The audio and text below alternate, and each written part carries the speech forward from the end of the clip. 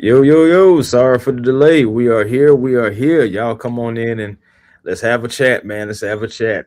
Falcons versus Broncos recap featuring Atlanta Journal Constitution's own Daniel Flick, man. Friend of the show. Might as well say he's family.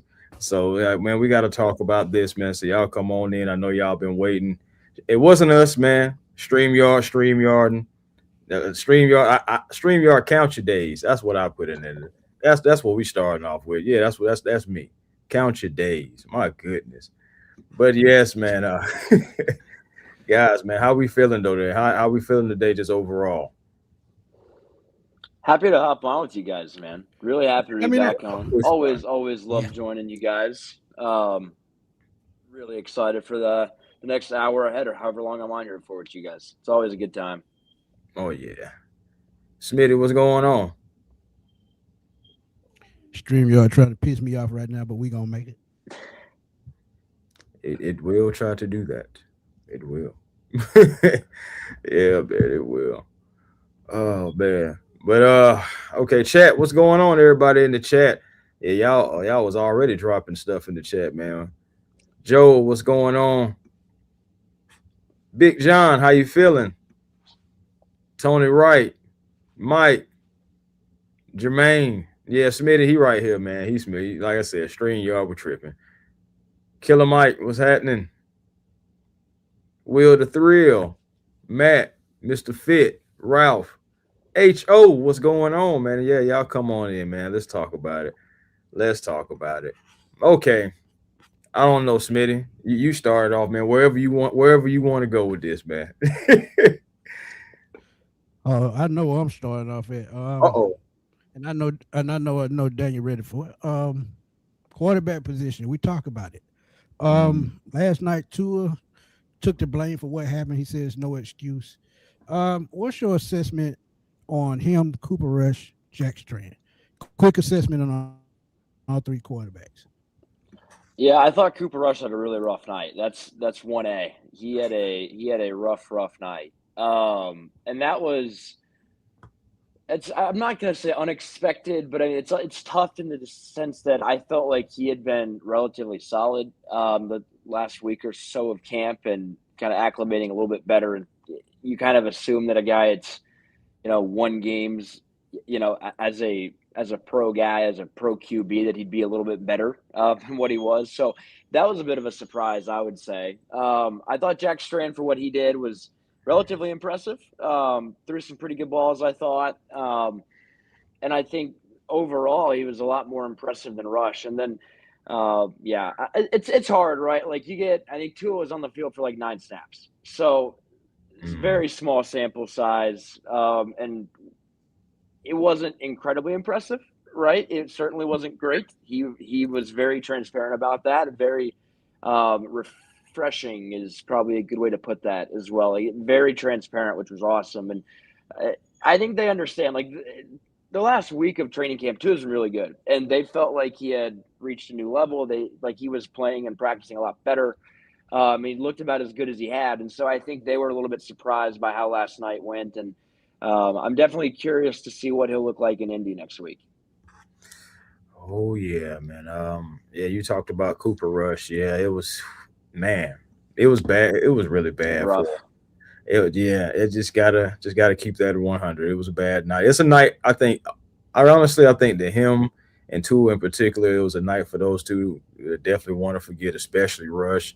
I think one of the most crushing things for him was when he actually was starting to orchestrate a solid drive. Like we was pushing into the red zone, and then it was the pass. I believe it was intended for Chris Blair, but either way it go, the linebacker Reed tipped it, and then just a little bit just to throw it off, and then next thing you know, house call. It's just after that I was just deflated. But um, overall, though, man, I want to start thinking about the offensive line, in particular the right tackle position. Call me crazy, man, but it just seemed like everyone who was at that right tackle all night long, no matter who was the quarterback, at least struggled to a degree. Some may have been better than the others, but it just seemed like that right tackle position. Is that a reason for panic and concern right now? I asked Kevin Stefanski last night about his confidence level, and he was talking about like, yeah, I like our guys. I'm like, well, all right. I'm not sure that I do. I mean, it was rough, and I mean, honestly, that's kind of the way that it's been in training camp. Is the guys that they've had out there. I mean, Jarrell was their primary right tackle throughout all of OTAs and minicamp, and then you come out in training camp and you assume that's how it'll be still. And once you start to rotate as Yep. much as they did, like after 3 days of training camp or whatever it was, it's kind of like, in my eyes, I interpreted that as a little bit of them not being thrilled with what they saw out of Jarrell. And so then you look at the guys behind him, and Walton hasn't played a lot. I believe he's 28, and hasn't done a whole lot as a pro, and wasn't really viewed as a guy who a lot of people assume would be on the roster. So for him to be in contention is kind of an interesting development. And I thought Onyanwa, he had a real chance last night, I thought, to impress. I mean, he'd been getting a lot of snaps with the ones in training camp practices, and honestly, like, among the guys who have seen reps at that spot, I thought that he handled James Pierce as well as anybody did in a lot of the one-on-ones, a lot of the practices that they had. And so I thought that would kind of help him acclimate a little bit better and perform a little bit better. And he had a rough night. I mean, the last drive Tua led was really ravaged entirely by Onyanwa. I mean, there were two pressures that just kind of ruined the whole drive. So collectively they're absolutely, I'm not necessarily sure it's right tackle position alone. We'll see what you want to No, it's not. do, It's not. but tackle depth as a collective, I mean, you got to have concern. I mean, it doesn't look particularly good. Is absolutely, I think, a valid assessment. Right. Zan, it's like Facts. pull your hair. It's ugly, man. But one positive that I took out of the game as I was watching last night were the two rookie linebackers, Kendall Daniels and Harold Perkins. To me, they're a bright spot. Christian Harris, he played, I think, one series. But when I look at those two rookie guys, I feel like the Falcons may have hit the jackpot with both of those guys, especially once they get, some training and some development in. I think they're going to be probably starting linebackers at some point this year. But Divine Diablo, that ankle injury, it can be a concern. It probably will be a concern. How much confidence do you have that he can last the entire season? Because he ended the season, well, he missed 5 games last year with a shoulder injury. Then the ankle injury has bothered him throughout training camp. How concerned are you with that in the long run?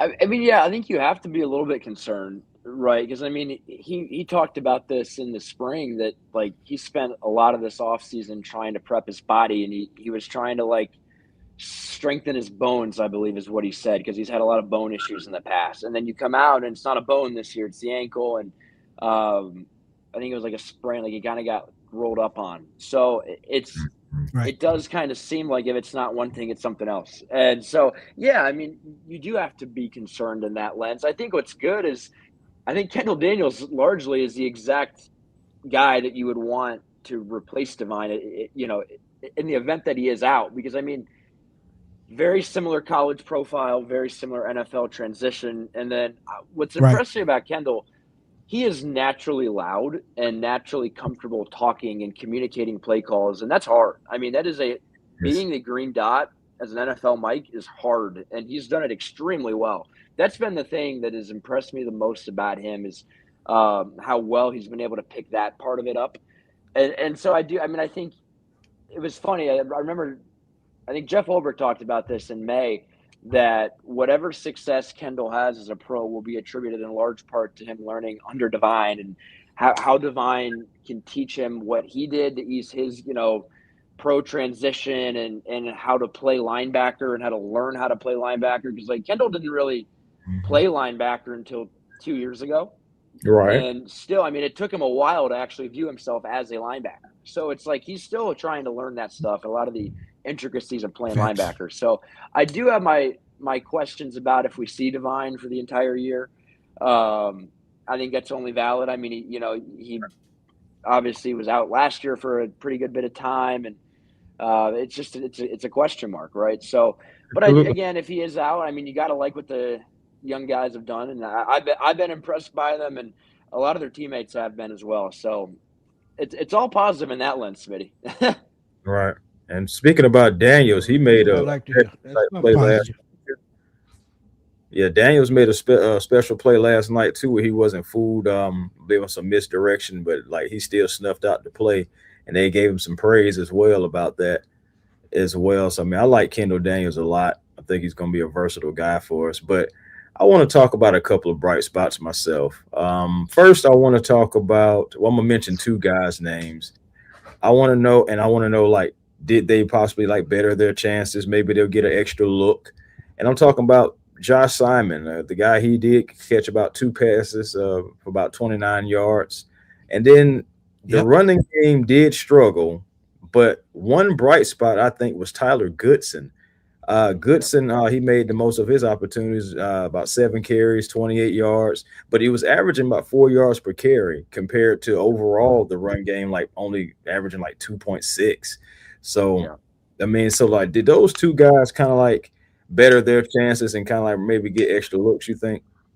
Yeah, I think Tyler Goodson, especially, you have to look at him as a very safe roster bet. And I say it, one, because of what he did last night as a runner, but two, he was also one of their primary returners as well on the opening kickoff. So from Hmm. that from that perspective, I think you see him as a guy that's probably got a good shot at the roster. I mean, he's been primarily the RB3 in training camp as well. So I feel good about him being on the team. I wouldn't say he's a lock by any means, but I think he's definitely trending in the right direction in that regard. Josh Simon will be an interesting one. It's really going to come down to how many tight ends they want to carry, right? Because I mean, they're going to play Pitts, Hooper, Charlie Warner. Those guys are going to play a pretty good bit. Um, and so if you feel the need to carry Josh Simon, especially because I mean, Hooper will be a pretty quality pass catcher, might be a bit of a stretch, but he will be an adequate pass catcher. You expect a lot out of Kyle, and you know what you have in Charlie Warner. So Josh Simon, if he's on the team, he's not going to play a whole lot. I tend to think they'll save a roster spot there. I think he definitely has helped his case to be a practice squad guy. And you know, he looked good last night. And I think the one thing about this offense that I saw a lot in training camp, I saw a lot in OTAs, was that they're going to do a lot of the like underneath tight end, like drag concepts, a lot of play action concepts where they're moving their tight ends around and trying to create run after catch opportunities for them. And that's kind of Josh Simon's game. So from that perspective, I think if you look at the other tight ends in their room, Josh Simon actually makes a lot of sense as a guy they'd want around. Whether he's valuable enough in their eyes to make the roster, I would be a little bit surprised.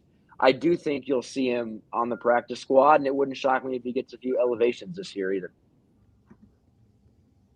Oh yeah, Smitty, you there?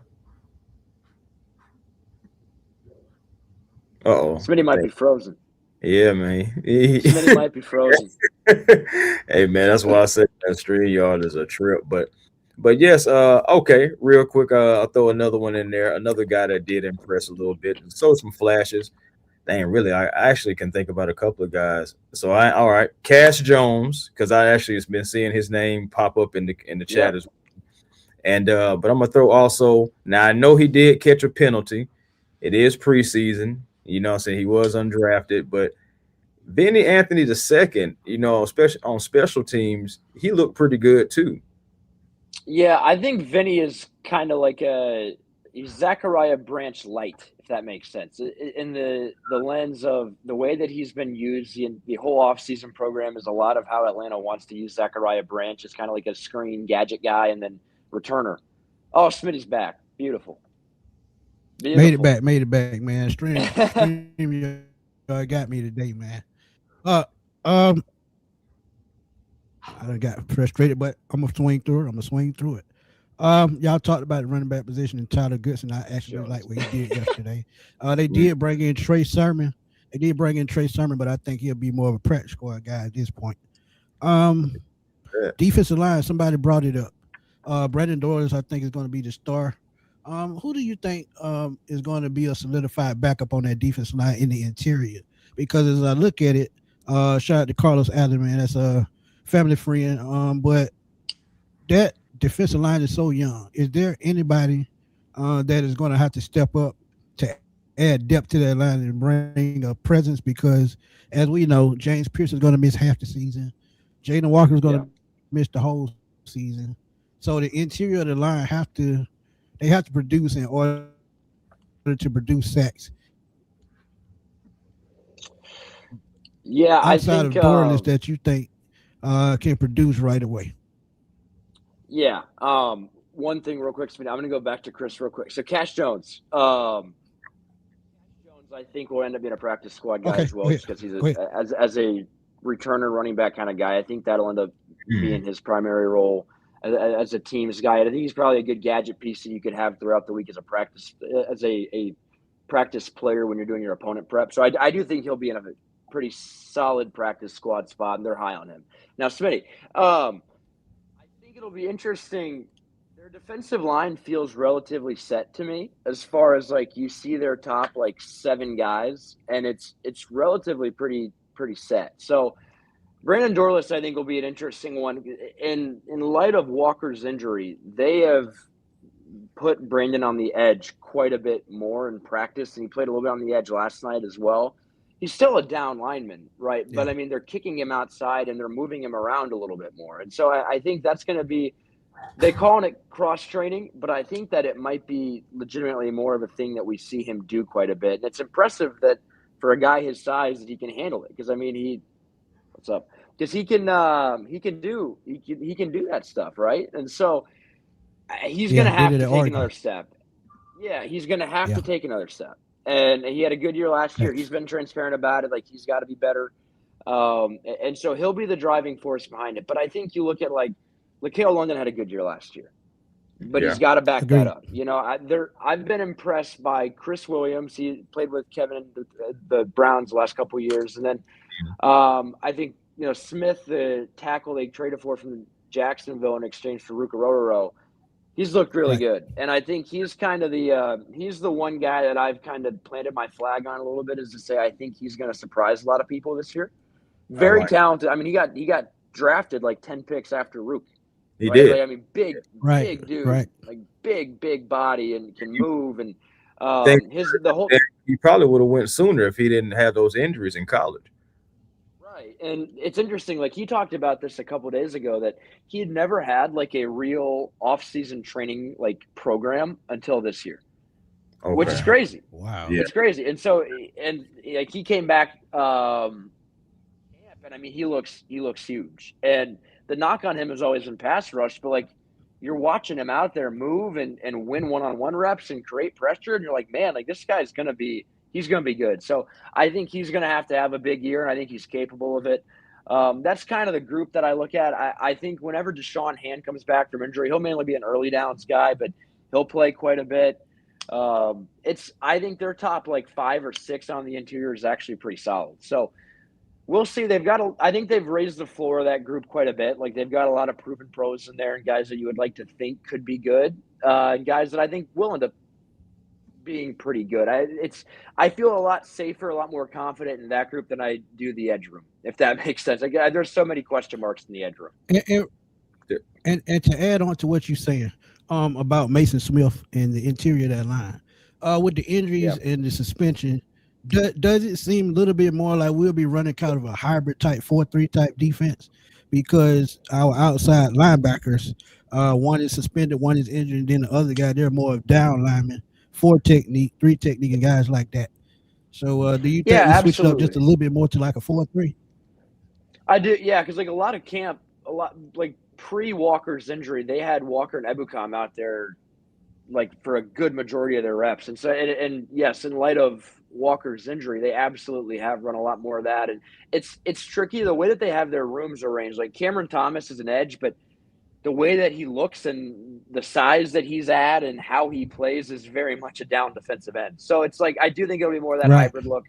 Yeah, I 100%, and I'm sure I think they'll still have quite a bit of the looks that they had before Walker's injury, but like with Ojolari in there. But you're just not going to want those kind of guys on the field at that volume, I would Right. imagine. So, Right. yeah, I Right. do think it'll look more of a hybrid thing, and it'll be interesting because I think they have the pieces. Like, they have various talents, right? Like, they have pieces, and so I think it's going to be a big task, and I'm curious to see what Brick does, because I think if he blends it, if he mixes and matches as well as he's capable, because I know last year he felt like he kind of came up short a little bit on that just because of how much they evolved throughout the year, that there was a couple guys he didn't completely maximize with their role. Right. If he's Correct. able to do that this year, they're going to be just fine, even with the guys that they've lost. So a lot of this is in Brick's hands, because I think that he's got the weapons, but he's also got a lot of guys with very niche roles and niche things that they're Right. very, very good Right. at. So I'll be curious. But yes, I do think it'll be a lot of those hybrid fronts. Right. Yeah. And the reason why I asked that is I look at the defensive line that they brought in. A lot of those guys are 6'3", 265, 270. And Cameron Sample, he's another one of those guys, 6'3", 275. So when you look at the bigger defensive line, that's the only reason why I asked, could it be like a switch over to an extent? And it's also going to help the run game as well, because playing against the run is going to be key for this defense. So you have to bring in bigger defensive linemen. So that's why that question was asked. But Chris, go ahead and ask your next question. Well, I mean, staying right there, you know, with the defense. I mean, I know it's new guys that's coming in. So, with that being said, I know a lot of fans were saying, you know, we're not generating any pass rush. We ain't generating any pass rush.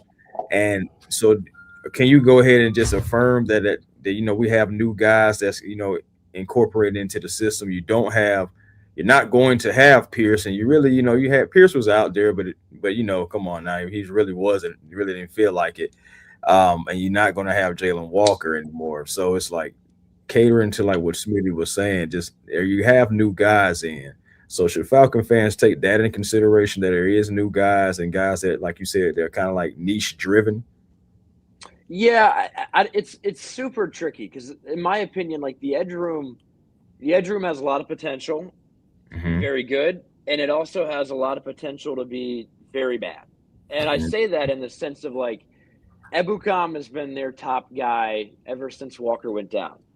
He had Right. 9.5 sacks with the Colts in 2023, led the team, was really good. Tore his Achilles the year after that. His Right. deal now, and then he wasn't very good last year. He was okay, but he wasn't great. Certainly not at the level that you would say that's the guy I want leading my edge room. He's said that everyone's always told him usually year 2 after you tear your Achilles is when you get back to kind of who you are and Agreed. who you were pre-injury. And so he said, like, he feels strong, like he feels as strong as he did pre-injury, like he feels as athletic as he did, but he's also aged a little bit since 2023 as well. Right. And so you're putting a lot of pressure on him, like, you know, kind of returning back to what he was pre-injury when he was 28. Now he's, I think, 31, 2 years removed from the Yep. Achilles. So it's like that's a risk in its own right. We don't know what Braylon Trice will be as a pro. Azeez Ojulari has had 3 of his 5 NFL seasons with at least 5.5 sacks, I believe is the number. But he had Yep. 0 last year, and he was hurt last year with the Eagles. And so it's like, okay, what's he going to be? What's he going to bring? So that's a question mark. And then I think Cameron Thomas, in their eyes, is largely a run defender. So that's kind of your top Yep. 3 or 4 guys, I guess, depending on how you view them in your outside linebacker room right now. And I can't confidently tell you that any of them will have more than a couple sacks this year. So, but there's also reason to believe that you can get quality play from each of them. So I'm not sure what I would put my confidence level in that group right now. I tend to think they'll probably add one more guy there. We'll see, you know, kind of how that looks and who that person is if it happens. Again, I would imagine that it would, but we'll see. But there's guys in that room that I think they believe they're going to be okay. I just don't know that I completely buy it, if that makes sense. No, I absolutely. mean, I agree with you 100%. I agree with that 100%. And we got a super chat from Charlie Pop. He said that was our starting defensive line in the first quarter. We in some trouble this season. And he has a great point, but you got to remember it's the first preseason game. A lot of these players are, you know, they're trying to mesh this their first season together.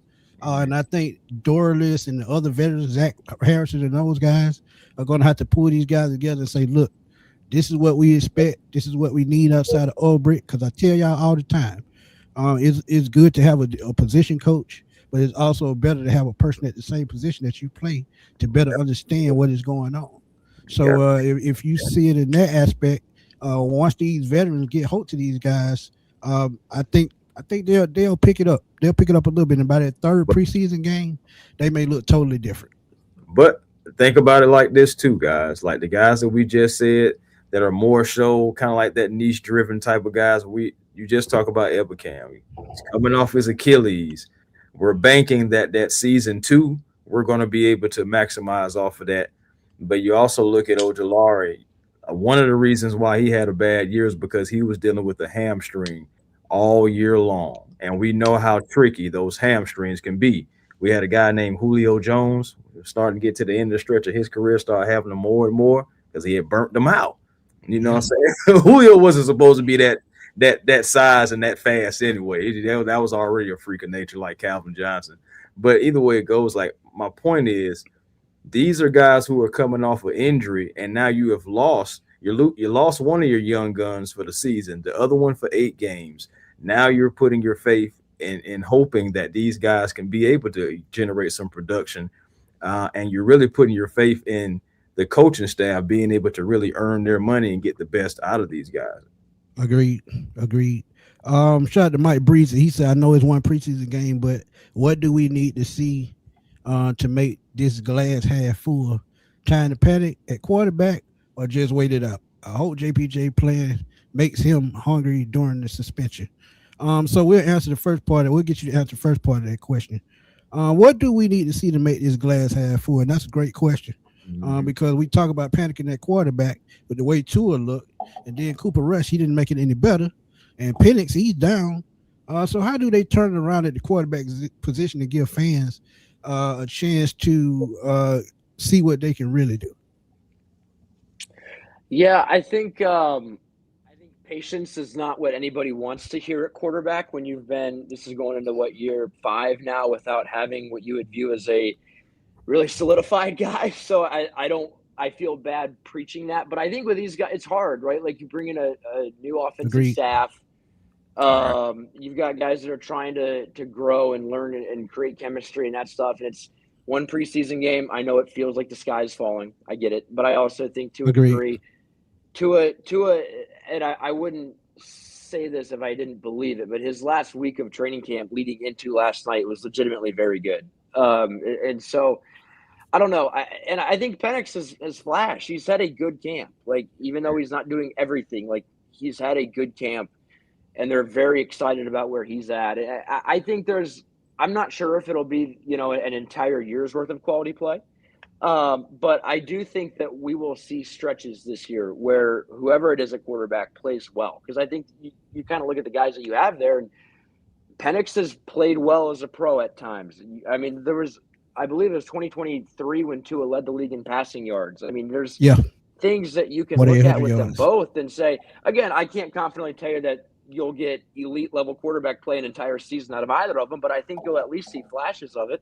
And I think you got to be patient enough to say each of them are working through things. Like you have a knee injury rehab, with Michael, and with Tua, it's he's so rhythm and timing oriented that you just need time with that stuff. And he's talked about that at length, that it's reps. And the more that you bank reps and the more that you get live game reps, is going to help you too. So a glass half full viewpoint on that would be to say, hey, these guys, if you give them a little bit of time, they can be productive. They can be solid at I think you can get at least an adequate level of quarterback play at a point. So we'll see.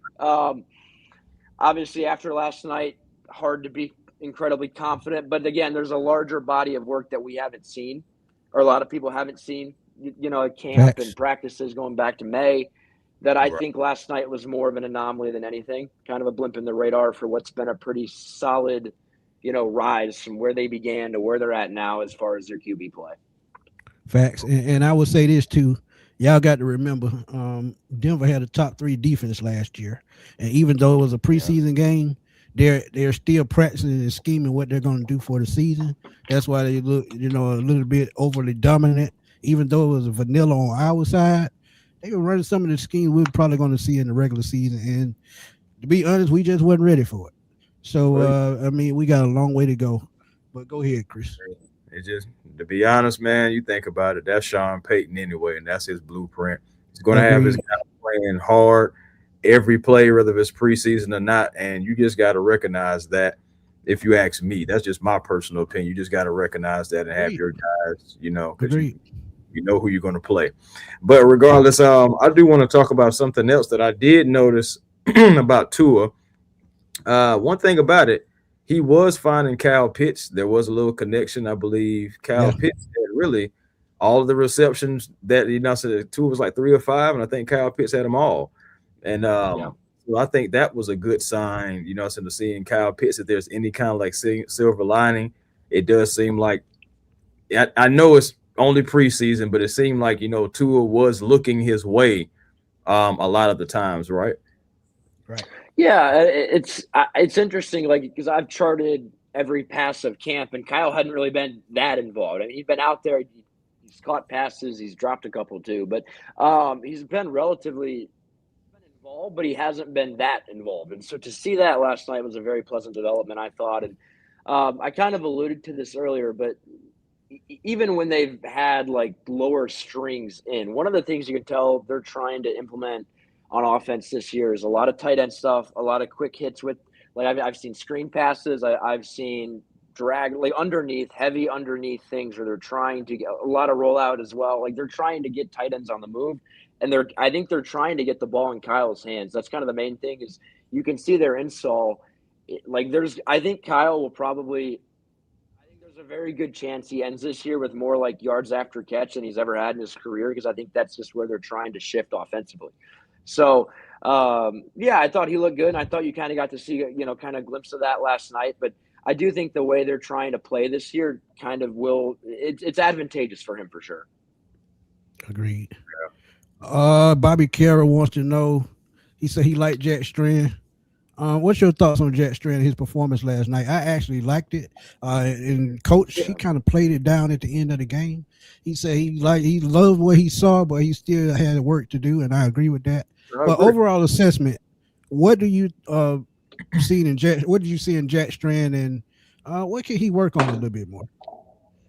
Yeah, the one thing with Jack throughout most of camp is that he's been very tentative, I felt like. As in, he wasn't pushing the ball. A lot of his stuff was underneath, and there just wasn't a lot of aggression. And I feel like last night we got to see a little bit more of that out of him. And he's got a tremendous arm. Yep. He's been, like, he has hit very, very high velocities, like on like radar guns and whatnot. Like, he has a very strong arm. And so it was good to see that he's willing to, actually use it. So that was a positive. I think with Jack, the impressive thing, this is a very smart individual. Like, he had like a 31 on the ACT. I had a big long form profile on him run yesterday, so I know more about Jack Strand than I do myself sometimes. But he had like a 4.0 GPA in high school. He had a 3.87 in college as like an engineering physics major. Like, this guy is very, very, like, he wants to work at NASA eventually.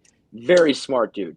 So the thing that's impressive about Jack is that, like, he knows this playbook so well. And for a rookie who played at a lower college, he had one scholarship offer coming out of high school. Like, he has been able to grasp and feel out an NFL playbook so fast. And I think that's, like, one of the things the staff wants is a quarterback to be able to just operate and get you in and out of the huddle, get everything aligned, to hit the right checks and all those things. And Jack's done a very good job of that. So the completion percentage wise with him hasn't been great. The aggression hasn't been great. I think a lot of the post-snap stuff is still a big work in progress with him. But I thought he flashed. I really thought he flashed. I saw a lot of positives out of Jack, and I'm excited to watch him in Indy. I think it'll be fun for him. He should get to play another half again. And he's a promising young player, man. I mean, he's a big arm, really smart dude, and really big body too. Like, I mean, he's an interesting project if nothing else. Agreed. I like Jack Strand, man. He was like 50%, so that's pretty good. But he wasn't asked to do too much, and he didn't try to do too much. So so to your point. So, I got 2 questions for you. Just because you mentioned the velocity of Jack Strand and his passes and everything. So Who has the stronger arm? Is it Michael Penix or Jack Strand? Great question. Come on, Chris. I'm Can a I plead the fifth here? Can I? No, Oh dude, it's man, come on, legitimate. man! You don't seen that radar gun, man? Come on now, give me something. Actually, let me check this real quick. I actually had this in my notes about what Jack hit on the radar gun, but I think it was like there's videotape of him throwing a ball like 78 yards in college, like a practice. They had him Wow. practice throwing 78 yards, like, and his velo, I'm blanking on the number. It was extremely high as well. So I'm not sure. Mike has a cannon. I think I'd put Mike over Jack, but Jack's got a huge arm too, man. Like I was having this talk with Jack's quarterback trainer from the draft process, and he was talking about that Jack has like legitimately one of the strongest arms that he has ever coached. So Penix is my answer, but Jack Okay. Strand, phenomenal arm talent as well. All respect to Jack Strand's right arm.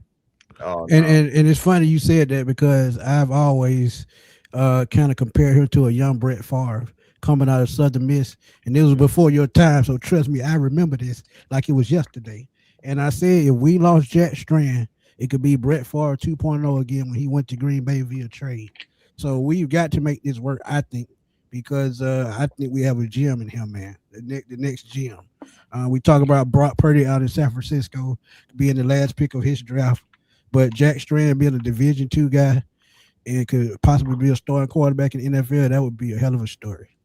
Yeah, I know. Yeah, I mean Go he ahead. threw like 17 total touchdown passes in high school. Like he ran a double wing offense. Like they Right. were his ascent is honestly unbelievable. And it's crazy. Like if you look back at his college stuff, like he was throwing the ball like 60 times a game. And it was I mean Yep. their Like, offense was just entirely him chucking the rock. It was awesome. Like their whole deal was like a ton of 10 personnel. We're gonna spread you out. We're gonna have five receivers. Like they were. It was an incredible offense, and he's a gunslinger, man. And I really just want to see him show off his arm more. That's really the main thing. Is he's got a great arm. He can thread tight windows. I mean, there's tales of him in college of hitting hole shots time and time again, like a 7-on-9 drill. Yeah. Like legitimately a 7-on, like it's crazy. And mhm. he's that talented. So we'll see. He's got a ways to go. He definitely has a ways to go, but Of very good course. arm, and I do think intriguing long term potential. Is probably a practice squad guy this year. I would. I take it to another level right quick, Chris. I'm gonna throw Okay. this in there, and I'm talking about old school, and I like to bring up old school. And anybody in the chat, y'all know what I'm talking about. If and you brought it, and I thought about it because you talk about the offense he ran at Minnesota State. It was a lot like the run and shoot offense in the mid '90s with Jerry Glanville, the Houston Oilers, and things of that nature. This is why I said, and y'all remember when Jeff George was here, he didn't stay long, but we knew he was going to throw the ball 40, 45 times a game. Jack Strand has the same type of capability in his arm. Not saying that I want him to do it, but if they want to get the best out of him, they have to run a bit more of a spread offense, to use his arm the proper way. That's all I'm going to say. Yeah. But go ahead, Chris. Okay. So like I'm gonna tell you somebody got a long way to go. What's going on with? Talk about Mike Hughes. What did you see from that Oh, man. that just from your angle and your point of view? What Yeah. did you? He got boxed out. I mean, right? It's kind of it's tough, right? Like that's what life as an NFL cornerback is like your worst moments are very bad, and everybody like it's one of those deals where you have a spotlight on you, and he lost, and it was really a really rough rep. But what I don't want to get because like I've covered Mike Hughes for years now, and what I've seen Right. from Mike Hughes in training camp has been a higher level performing Mike Hughes, and so that's kind of the hard part about it is like because I kind of have learned the way that he is perceived, and I understand that when plays like last night happen, how people view it and how people view him.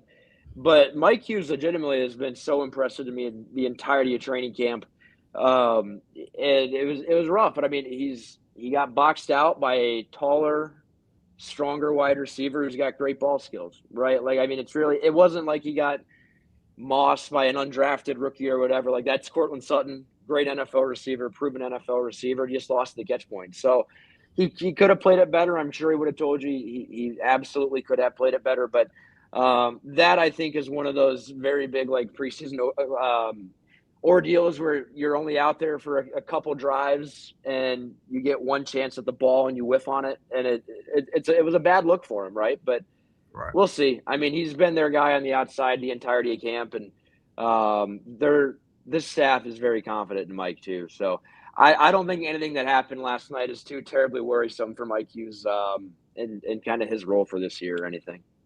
Agreed. Easy question. How long does the offense play in game 2? The ones, I don't think they'll play at all. I'd be shocked if they did. I think they're going to do a lot of joint practice stuff. I mean, that's their deal. Yeah, like that's they're planning true. on That's just true. getting all their reps. They're going to That's bank true. all their reps in practice, and then Yeah. Kevin said that they plan on playing their starters weeks 1 and 3. So I tend to think 2 would just be the practices. Chris got a question. He got his hand up.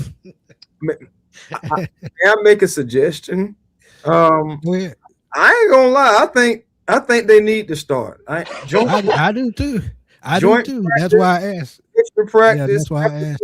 After school special, it don't even.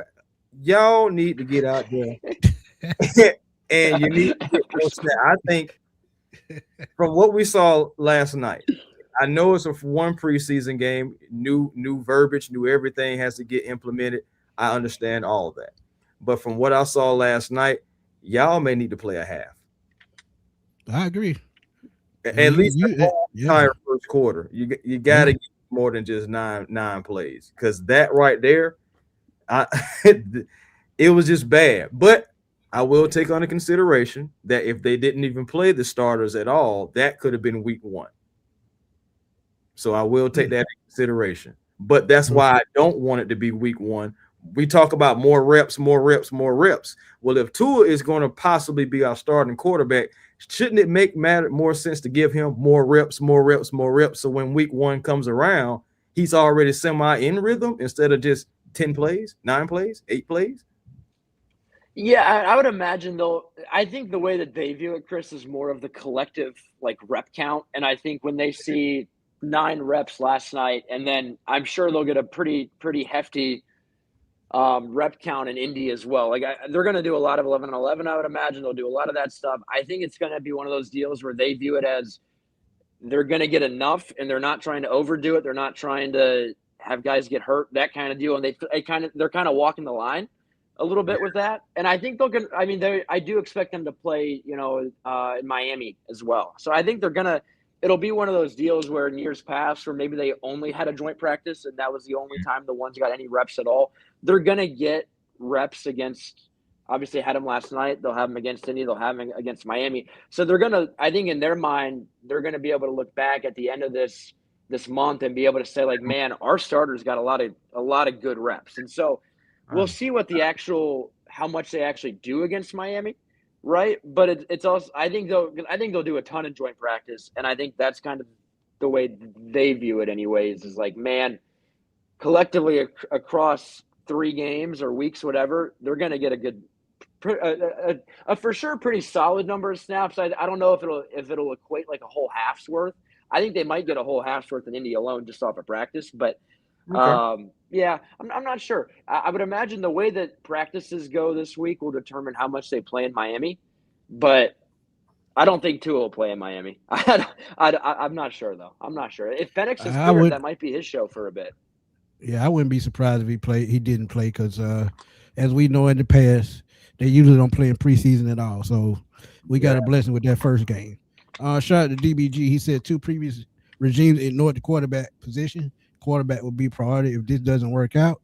Along with retooling the offensive line, Strand was impressive. And he talks about the previous regime with quarterbacks. And I hate to say this. Oh, here we go. Tommy Reese in the booth.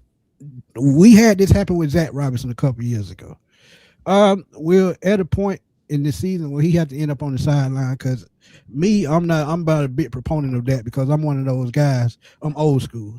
If you my coach, I want you in my face explain to me what's going on, explain to me what you're seeing on the field, so I can give you feedback so we can fix this thing.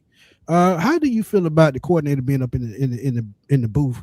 Because it kind of bothers me because, like I said, I'm old school. But what's your thoughts on that? Yeah, definitely pros and cons. I've seen it work.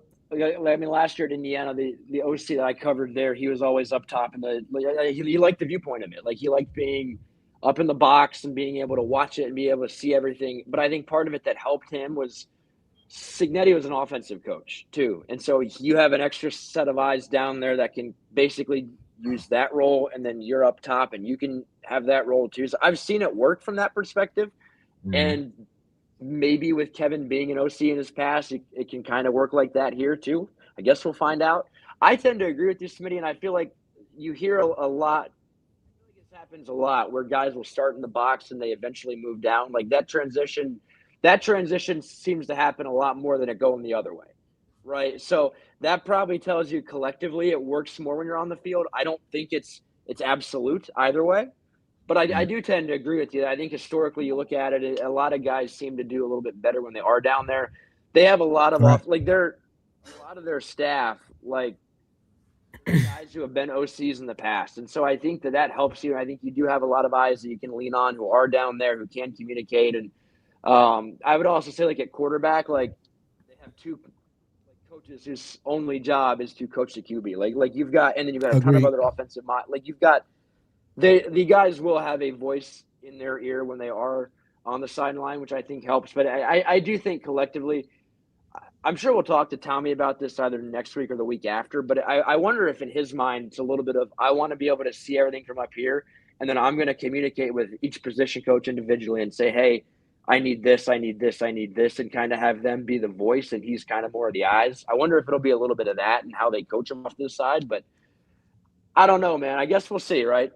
Yeah. And don't get me wrong. I understand it from a certain point of view, but the guy that I'm used to, guys like what was Peyton Manning's coach in Indianapolis? I can't think of his name right now, but he was in the booth. So I understand it when you've been around for years and years. But Tommy Rees, this is really his second go round, should I say, as an first go round as a coordinator, even though he part-time last year in Cleveland. But I feel like he should be a little bit more hands-on since he's getting his feet wet now. So that's just my opinion. Well, think about it from this perspective too, fellas. Now, Tommy Rees, you just was talking about, just what Daniel was talking about Indiana, right? And I'm thinking about guys who were previously offensive coordinators. You got AVP, you got Engstrom, you do have Stefanski. So he does have multiple offensive minds around that possibly they could do that whole little communication if that's the route that they're going to take. I agree with the both of you. Hey man, the guys should be on the sideline so guys can maybe run right off the field, right to you, get the information right then, right there. It's personal. You know what I'm saying? It's more personal, everything like that. So I totally agree. But I'm just thinking about from what you just said, Daniel, that could be a perspective that they go from, hey, we got multiple offensive minds. He don't have to be down here on the field. He can be at that vantage point. We got AVP over here by the popcorn, and we got Engstrom over there by the locker room. And we got multiple vantage points, and we got Stefanski right here. I mean, I'm just saying, like, they could go wherever way they want to, right? So, but I wouldn't say this to another guy that's a fan favorite, but as far as penalties, he kind of had a tough night. Can you tell me, like, what was your vantage point and what you thought about how Kobe Bryant did last night? Yeah, I think he got flashed like 3 times, right? So rough from that perspective, but Kobe, I think I would have this exact number on this stat, but if I were a betting man, I would say Kobe Bryant has had his hands on more passes than any cornerback on Atlanta's roster. From the start of training camp onward. And he did that last night too. I mean, yes, he got penalized, and yes, that's a little bit of a drawback to it. But collectively, I mean, he's been in phase just about every time he's been targeted all summer. And so, I don't know, their cornerback room is going to be a really fascinating watch in the sense of, like, they've got, I think collectively on their back end, they've got like 13 guys on their roster, maybe 11 guys on their roster. 11. 8 of them have played. 11. And 8 of them have played at least 3 years in the NFL. And so, like, you got a ton of experience. And it's going to be tough. Like, they're going to have a lot of tough cuts, and even the young guys in that room are really, really good too. So it's going to be interesting to watch what they do. I think Kobe's had a really good summer. I think he's helped himself. I think he's going to end up more probably as a practice squad guy. I think he'll get cut, and if they can keep him, I think that'd be ideal for them. It might end up being a deal where he's just kind of the odd man out in a really good room, honestly. Like, because he's impressed. He's been very, very impressive in my eyes. It's just they are very deep at corner. Like, it's going to be there will be guys I think they cut at corner who end up being claimed off waivers and probably not start, but will be on an active roster around the league probably early on this year, I would imagine. And that's actually a good problem to have. So it lets you know your coach is doing what they're supposed to do. So Yeah. I get Justin it. Hood is very good. Yeah, they're Very good. He's a He very learned good from the secondary best. coach. Learn from the best. Yes. But last question about this is my last question. That slot position is going to be key in this defense. We know Billy Bowman may be out for an extended period of time. I'm thinking Sidney Brown is probably going to win that spot and get a lot of reps in that spot. Who is your guy to take over in the slot until Bowman is ready? I think it's going to be package dependent. I think Sidney Brown will mainly be in there on running downs. Is how they'll view it. I think that'll be kind of an expanded package that they do. I think at nickel, I look at Avion Terrell as the guy that in my opinion, it's kind of his job to lose. He started to get a little bit of reps with the ones before he got hurt last week. And I don't know how long he'll be out for, but I don't think it'll be that long. And then I don't know. I think AJ Woods is in the mix. You know, Holmes has been the guy that they've had as their primary nickel for the last week or so of camp after Avion got hurt. But I think Avion was impressive, and Avion is what they've said. They expect he'll play right away. You draft him early because he wanted to play right away. And long term, I think they think he's going to be very, very good. And so the earlier you can, have him play, it's only going to help him. So I think it ends up being Avion Terrell. I think they'll rotate quite a bit there too. I think Darnay Holmes has helped himself the last 3-ish practices of camp, and then I thought he played relatively well last night. Agreed. So I do think they've got it's a solid. And I thought AJ Woods, he's had a rough training camp, but he made some really impressive plays last night. Like he flashed, he played hard, he had a couple big hits, and brought a lot of energy. So they have bodies there that I think can play and can be quality out there. Like I think they'll hold it down a little bit, and then when do you get Billy back, right? Yeah. I think that'll probably be it might be around the same time that you get James Pierce back, which would be a pretty interesting midseason kind of add. But I think Avion's got the inside track, and I think that'd be huge for him. It'd be huge for I think it'd be collectively huge for the organization when you can draft a guy and put him in a loaded room and then have him legitimately earn, because he was with the threes and OTAs and minicamp, and he has legitimately earned to where he would then be in line. So that'd be huge for him, I think. Yeah. With Bowman out, that would be huge. Rod said he might have missed it, but what's with the O-line though? Atlanta had a good one. We're still working things out. Go back, Rod, to about the 20 minute mark. Daniel breaks it down perfect. So please go check it out if you get a chance later. But he broke it down with the offensive line and what was going on with that.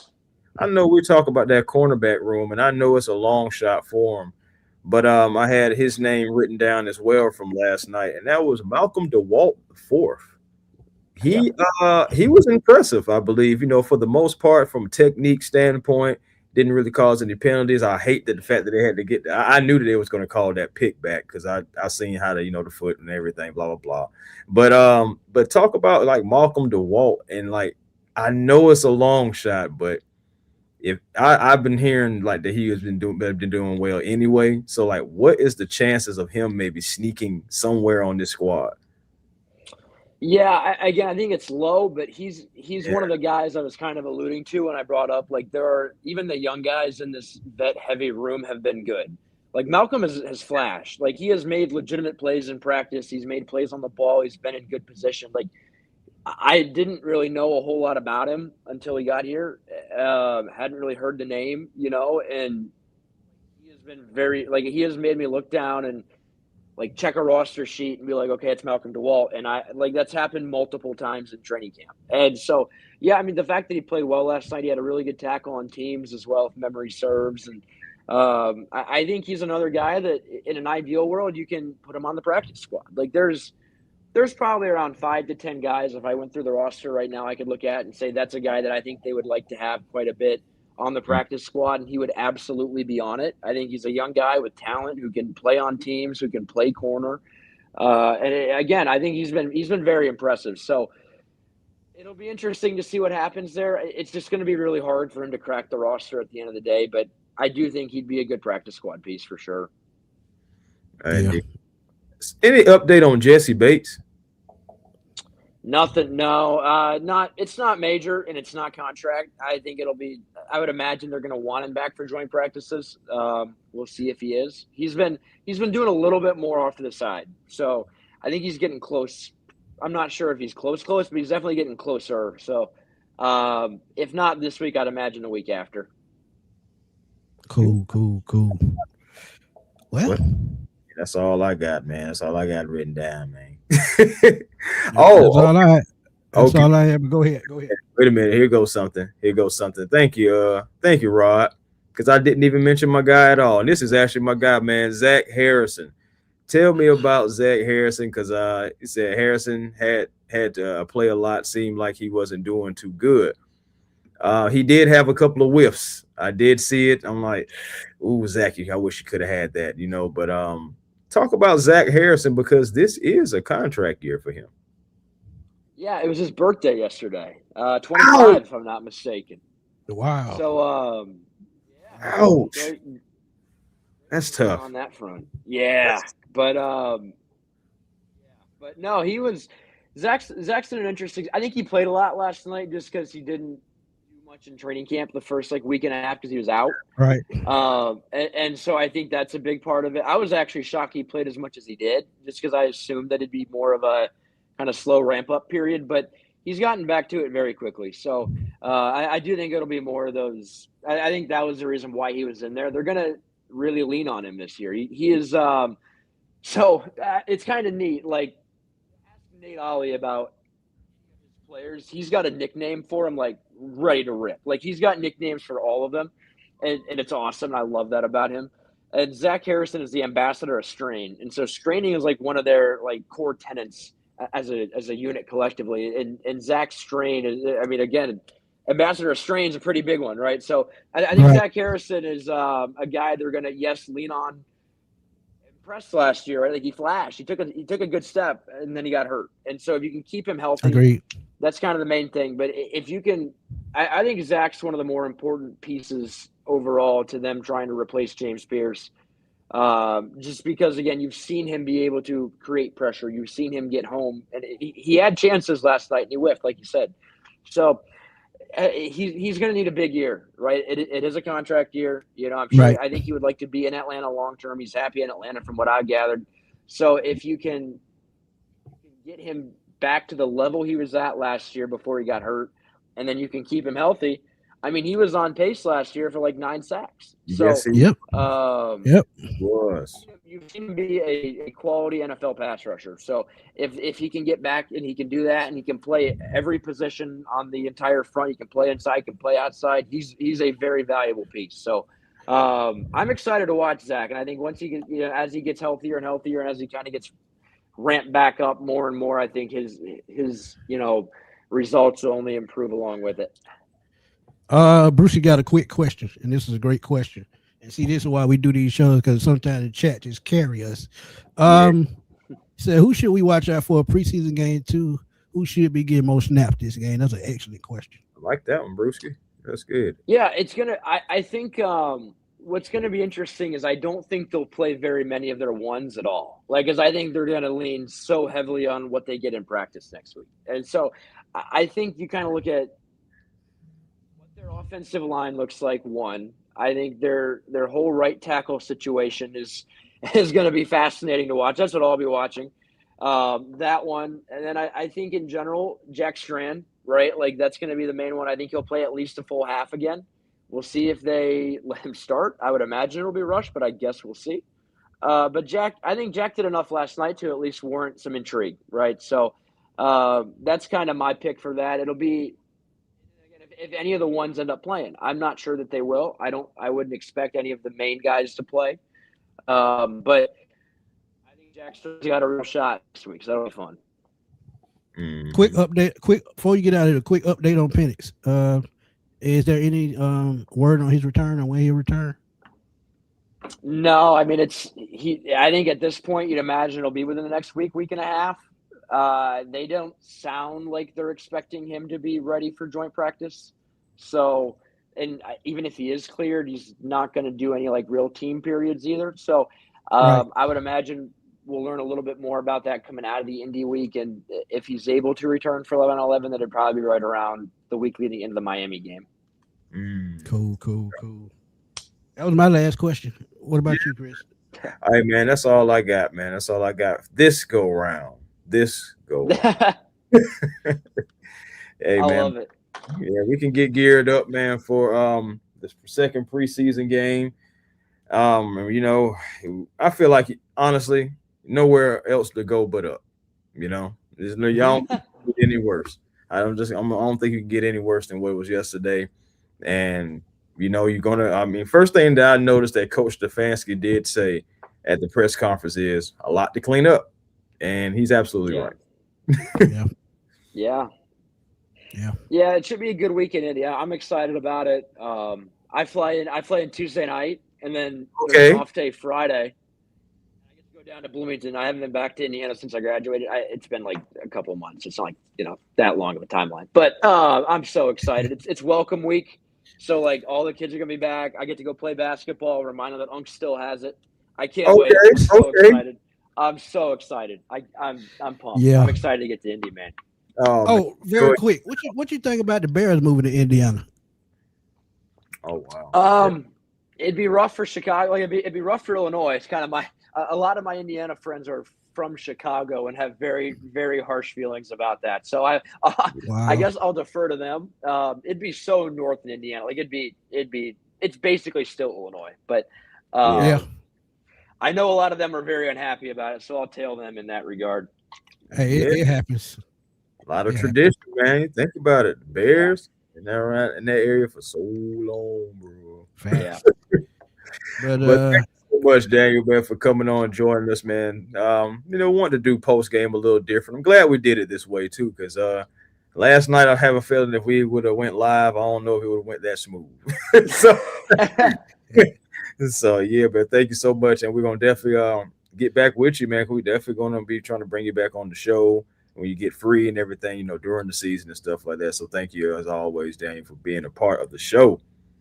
Of course, really appreciate you guys having me on. Always a blast, and I'm happy to hop on whenever I can.